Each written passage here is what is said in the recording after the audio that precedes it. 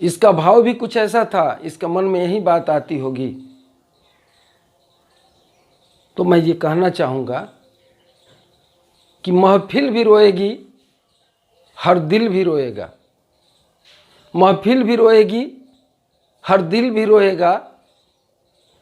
कश्ती जो डूबी मेरी, साहिल भी रोएगा। इतना प्यार बिखेर दूंगी इस दुनिया में कि मेरे मौत के बाद मेरा कातिल भी रोएगा। और ये बात आज अक्षरशः सत्य होता है।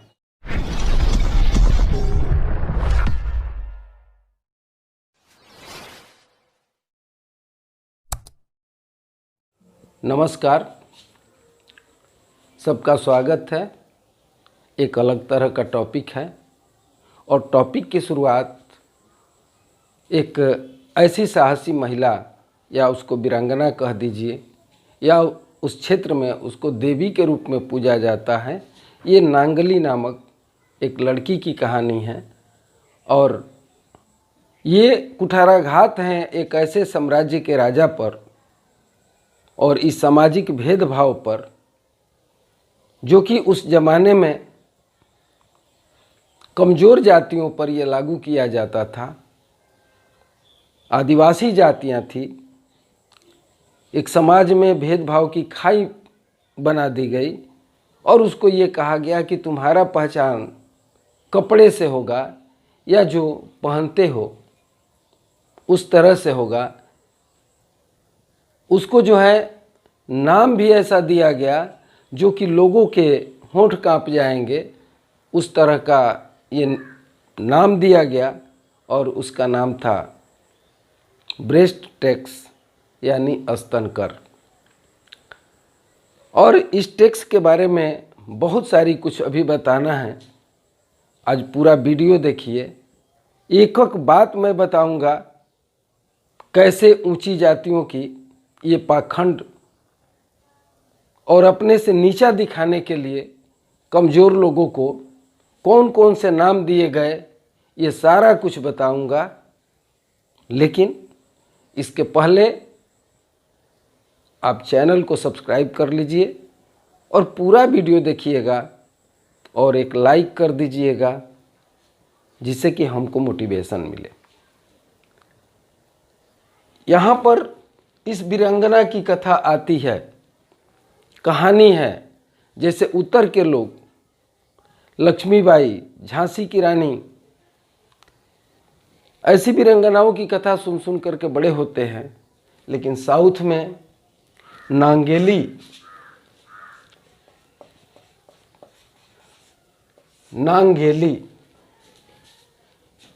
इसको देवी माना जाता है, वहाँ पर पूजा किया जाता है। और ये महिला के नाम पर वहाँ पर सबके दिल में इतना प्यार है। और वहाँ पर जो कुप्रथा थी उसको ख़त्म करने के लिए जो भाव उसके मन में पैदा हुआ होगा, उसको मैं एक शेर में बयान कर देता हूँ कि शेर कब तक बचे अपनी शहादत से। शेर कब तक बचे अपनी शहादत से, जब अपनी हथेली पे जान ले लिया। और कब तक डरे अपने कत्ल से, जब कातिलों के मुहल्ले में घर ले लिया।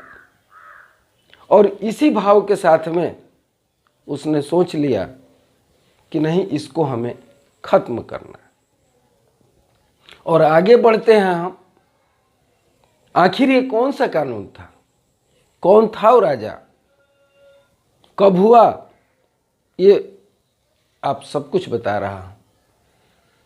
साउथ में ये जो भारत के नक्शे के नीचे ये साउथ हो गया। साउथ में एक त्रावणकोर नाम का इलाका हुआ करता था, जो कि आज के डेट में केरल राज्य हो गया है, जो मद्रास प्रेसिडेंसी में पड़ता था। वहाँ के राजा संस्थापक थे मार्तंड वर्मा, जो एक ब्राह्मण राजा हुआ करते थे। और वहाँ पर कुछ जनजातियाँ थी जिसकी कहानी इसमें आएगी। तो उसमें एजवा नाम की जनजाति रहती थी और एक जनजाति थी नाडर। इन दो जनजाति के लोग रहते थे, जिसको कि आज के डेट में हमारे यहाँ अनुसूचित जाति जनजाति कहा जाता है, जो भारतीय संविधान में प्रावधान है उसके हिसाब से। और इनको पहचान के लिए वहाँ का राजा ने क्या किया कि इनको हम पहचानेंगे कैसे, कैसे इनको नीचा दिखाएंगे, तो उन्होंने इन लोगों के लिए ऐसा नियम बनाया, बहुत ही घिनौना नियम बना दिया। और उसने ये कहा कि अगर इस जाति के लोग सर पे पगड़ी अगर किसी तरह का बांध लेंगे या किसी तरह का ढकने के लिए सर पर कोई कपड़ा रख लेंगे तो उनको टैक्स देना पड़ेगा। ये टैक्स क्या हुआ, इसको कहा गया हेड टैक्स। Head tax.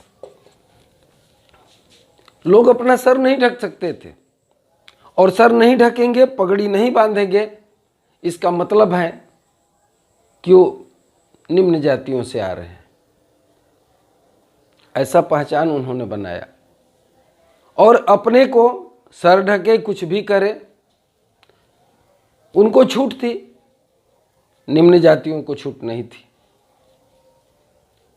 तो उनको छूट थी इसलिए कि उनका साम्राज्य था, वो वहाँ के राजा थे, वहाँ के धनी वर्ग में आते थे, इसलिए उन लोगों को छूट थी।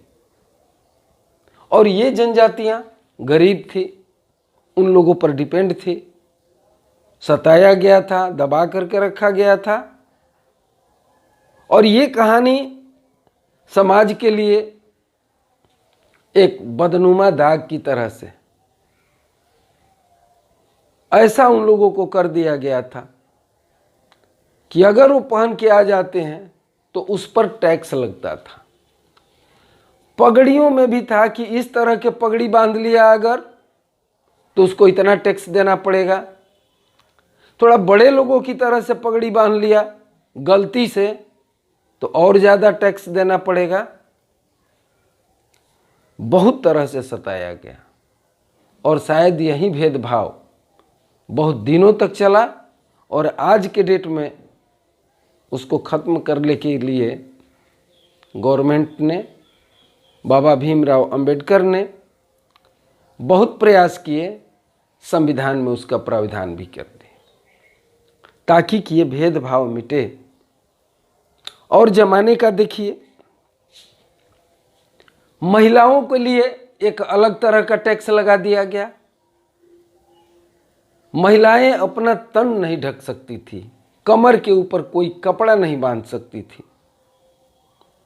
और वो ये कहा जाता था कि चूंकि कि बड़े लोग इस तरह से कपड़े पहनते हैं, अगर ये भी पहनेगी तो फिर पहचान क्या रह जाएगा। वो लोग कहते थे कि ये हमारी इज्जत देने के लिए ऐसा करती।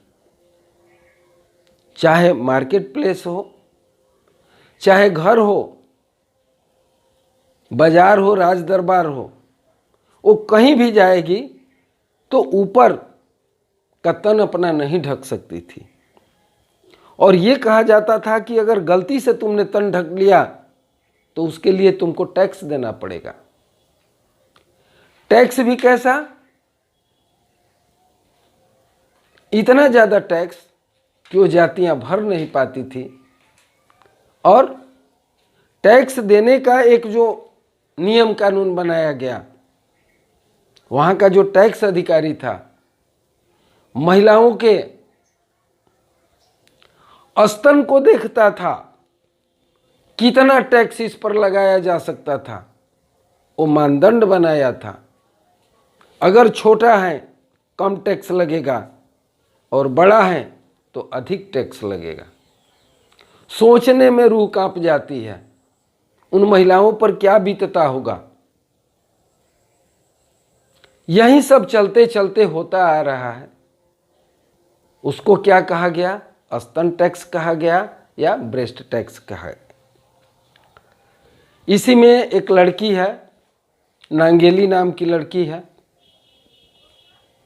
नांगेली को ये सब अच्छा नहीं लगता है।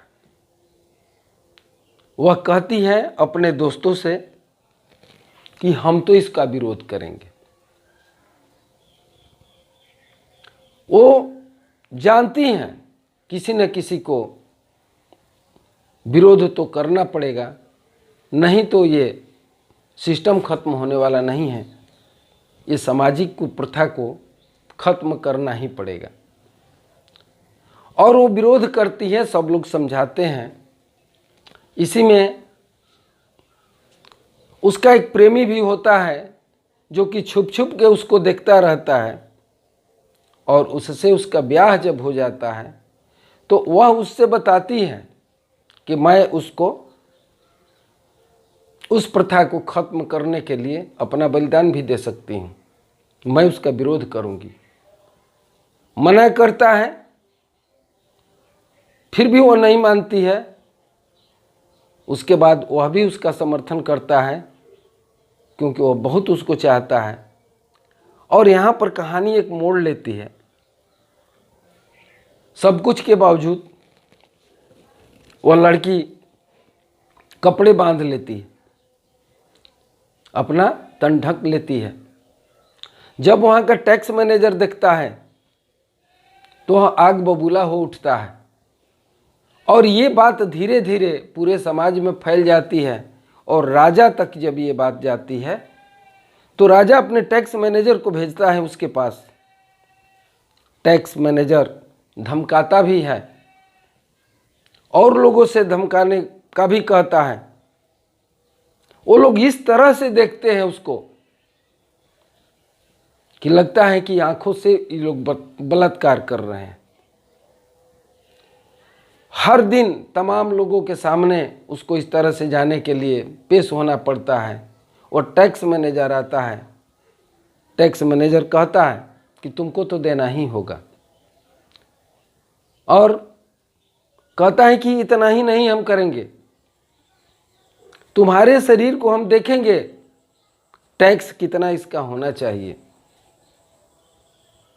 लड़की कहती है कि ठीक है हम दे देंगे। वो जाता है, 1 महीने के बाद फिर आ जाता है, क्योंकि ये टैक्स जो है हर सप्ताह वह वसूली के निकलता था और हर महिलाओं के पास जाता था कि कौन कौन ऐसा कपड़ा पहनती है नहीं पहनती है, पूरा जायजा वहाँ पर लिया जाता था। अंत में होता क्या है, इस महिला ने अपने जो समय मुकर्रर होता है कि नहीं अगली बार हम आपको टैक्स देंगे, लेकिन हम अपने कपड़े बांधेंगे, वो आता है, नहीं मानता है, उसको अलग अलग तरह से प्रताड़ना की जाती है। वो लड़की कहती है कि ठीक है मैं ले करके आ रही हूँ टैक्स। कमरे के अंदर जाती है और जो उसके पास धारदार जो आदिवासी लोग एक तरह का हंसिया रखते हैं, जहाँ जो कि हम लोगों के क्षेत्र में हंसुआ बोला जाता है, उस तरह का हथियार होता है जिससे कि वह अपने दोनों स्तनों को काट करके केले के पत्ते पर दे देती है। वो लोग देख करके अवाक रह जाते हैं और इतना खून बहता है कि वह महिला मर जाती है। उसका प्रेमी इतना पागल हो जाता है कि जब महिला को जलाने के लिए जाता है, वह भी उस चिता में जल करके अपने को समाप्त कर लेता है। शायद ये पहला दुनिया का ये पहला पुरुष सती प्रथा का नमूना था।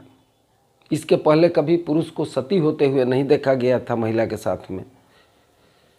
और जब ये बात पूरे समाज में फैलता है, राजा पर दबाव बढ़ जाता है और वह तुरंत घोषित करता है कि जो एजवा जात का ये टैक्स है इसको समाप्त कर दिया जाता है। और ये टैक्स समाप्त होता है 1803 में, चूँकि कि 1600 में ईस्ट इंडिया कंपनी आ गई होती है और उस समय तक फुल क्राउन का अधिकार हो जाता है। यहाँ पर ब्रिटिश कानून लागू हो जाता है, दबाव बढ़ता है और ये कानून समाप्त कर दिया जाता है। एक चीज़ और आता है बीच में, ये लोग इतना भेदभाव करते थे। पैसा ठीक है, लेकिन पैसा कैसे लेते थे? केले के पत्ते पर, यानी छुआछूत भी था। पैसा हमको चाहिए, लेकिन उसको केले के पत्ते पर लेकर के दो। आज भी हम लोगों के हिंदू समाज में देखा जाता है, केले के पत्ते को शुद्ध माना जाता है। पंडित जी लोग कहीं खाते हैं तो किसी के बर्तन में नहीं खाते हैं, कहीं छूत लग जाएगी। वो लोग केले के पत्ते को शुद्ध मानते हैं और ये साबित करता है कि उस जमाने में भी पैसे तो हम लेंगे, पैसे में कोई छूत नहीं है, लेकिन तुम्हारे हाथ से नहीं लेंगे बल्कि केले के पत्ते पर लेंगे। इसलिए वो महिला अपना स्तन काट करके भी लाई थी तो केले के पत्ते पर लाई थी। वो लोग वहां से भाग खड़े हुए थे। ये केला का पत्ता का ये कहानी। अब आ जाता है, अब बचती है नाडर जात। ये सिर्फ एक जनजाति का ये कानून से तो मुक्ति हो गई, लेकिन नाडर जात के भी लोग सोचे कि अब हम क्या करें भाई, हमको भी तो कुछ करना होगा। तो नाडर जात के लोग भी धीरे धीरे आपस में ये बात करने लगते हैं।